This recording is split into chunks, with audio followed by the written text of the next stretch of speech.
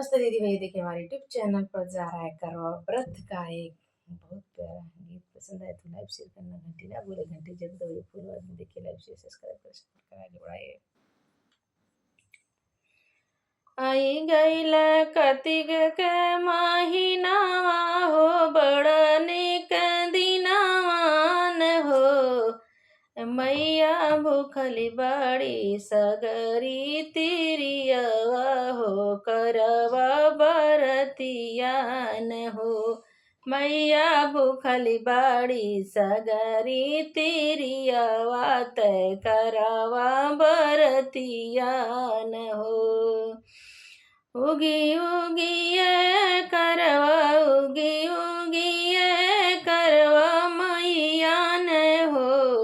मैया भूखली बड़ी सगरी तिरियवा तकती बड़ी रहिया न हो।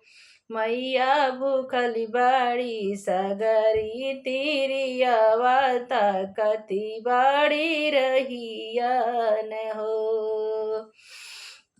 काली के भूखल तिरिया ओठवा जुराई गईल हो। अरे उगी नाही उगी ये अजरिया, मैया होई गईल अरगे के जुनिया न हो।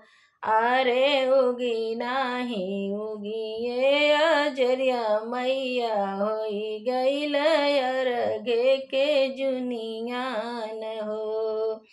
ताकती बड़ी सगरी तिरियवा हो, ताकती बड़ी सगरी तिरियवा न हो।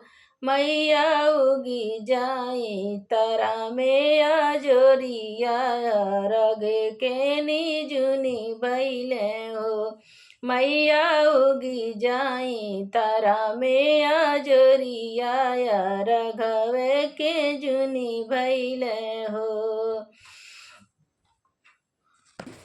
आई जाना ए मैया, आई जाना हमारे नगरिया न हो। मैया होई गईल अरगे के जुनिया, तिवैया हो भूखली बड़ी ना। मैया आई जाना हमारे नगरिया, तिवैया सब भूखली बड़ी ना। मांगतनी ये मैया हाथ जोड़िए तन मांगनवन हो। मैया करतानी तुहरे पूजनवन हो। मैया देई दाना हमके आशीषियान हो। मैया देई दाना हम के आशीषियान हो। नहीं चाहिए मैया अनदान सोनावा हो, अनदान सोनावान हो। मैया हमके चाही पिया के उमरिया, तसे नूरा अमर रहे हो। मैया हमके चाही पिया के उमरिया, तसे नूरा अमर रहे हो। मैया आई जई तू हमारे नगरिया, रघवा के जुन भैले हो। मैया भूखल बानी करवा चौथ बरतिया, रघवा के जुन भैले हो।